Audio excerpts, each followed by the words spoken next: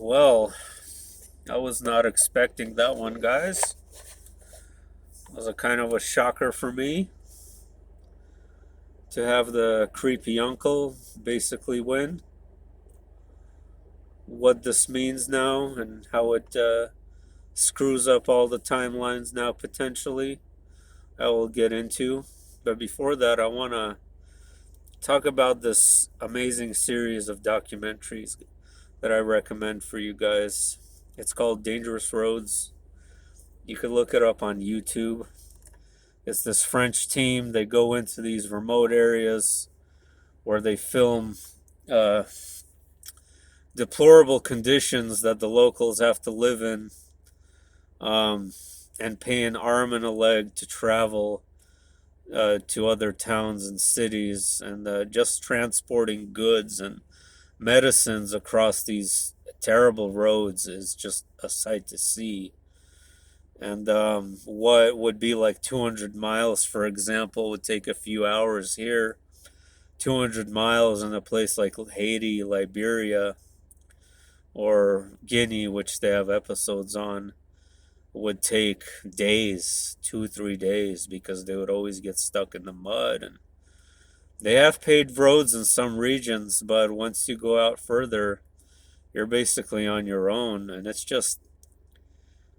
sad to see in the 21st century how such a substantial portion of the world lives in basically like 1940s conditions with it's terrible. And then the exploitation is this is the type of thing that like makes me sit here and think it's just better, we're better off for that asteroid to come and just wipe it all out, because it's just such a pathetically sad sight to see, where they were discussing these trade schools.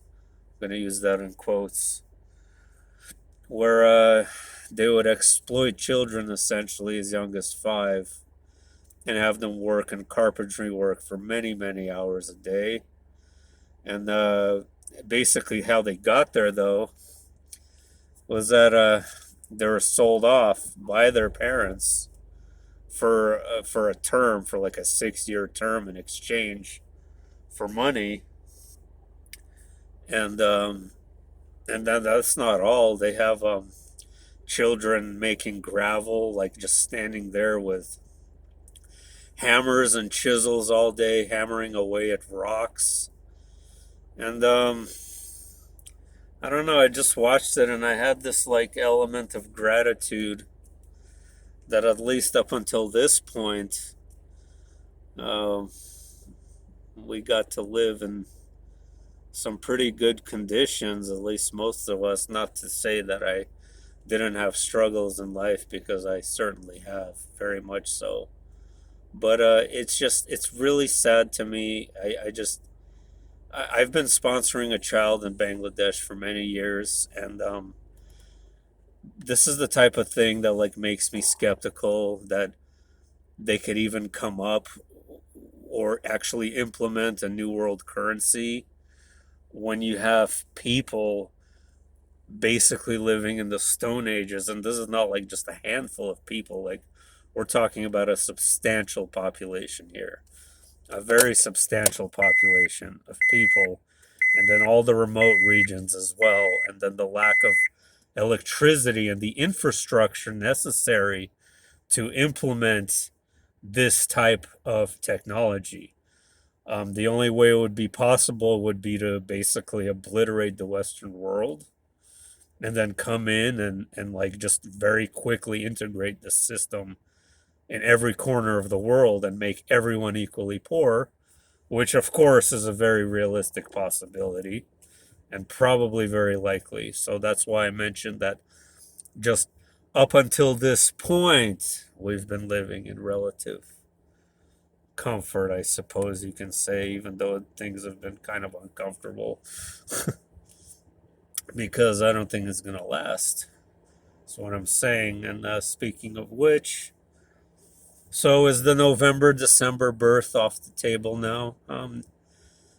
Not necessarily. I will say that Pastor Dana Coverstone's other dream about November has already kind of been thrown out the window immediately because he was implying a landslide win of Trump in his dream, which honestly is shocking to me as well because I that's completely what I was expecting. And of course, there's a very real possibility that this thing is just rigged. And it's crazy. I mean, I don't know. I can tell you that if we don't have a November or December birth and things will just kind of drag on for years, then I think that the creepy uncle is going to drive the dollar into the ground much faster than the other guy. Um, he's going to do UBI, Universal Basic Income, stimulus number one, two, three, four, five, print money till no end. He's gonna absolutely make the stock market rip higher indefinitely, and it's just if he's in there in the office, I expect a dead dollar within 6 months. If the other guy wins, I won't expect that for 2 or 3 more years until my 2024 apocalypse time frame. But if we do have, I wanted to mention about December, the large crater in the skull or in the head of the blue figure in the classroom at the 1 minute 19-second mark at go 2. There is a large crater in the head, which certainly implies the meteor or the asteroid, which I've been discussing quite a lot. And it is in a couple of videos ago where I talked about the socks. Remember the socks? Where this asteroid impact, this meteor, which will be trailing behind the comet, is going to come in and cause a chain reaction of events, including war and a scramble for resources. A very unpleasant and unhappy situation that I am not at all implying will be any fun at all. But I'm just saying, like, to look at this as a possibility.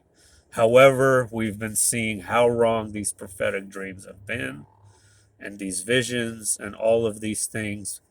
But still, guys, still, I have a feeling, a strong sense that December has something waiting for us at the door. That something about the end of the year that is like really kind of internally triggering something. So definitely, I'll put it at a 5% chance, which is very high for me, that we will get a no December or January birthing of this red-headed god figure, antichrist, whatever you call him by that time. If not, we're looking at way later than 2024, unless, of course, we did get transferred into a quantum computer and then they could just make any timeline they want. The creepy uncle timeline, the red-headed guy timeline, and do whatever they want, which again is possible. But I'm just gonna assume right now that that did not happen.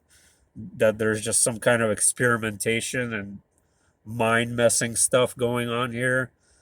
Um, then yeah, I will expect that certainly to transpire by 2024 and by April during the second great American solar eclipse, which will make an X over the nation.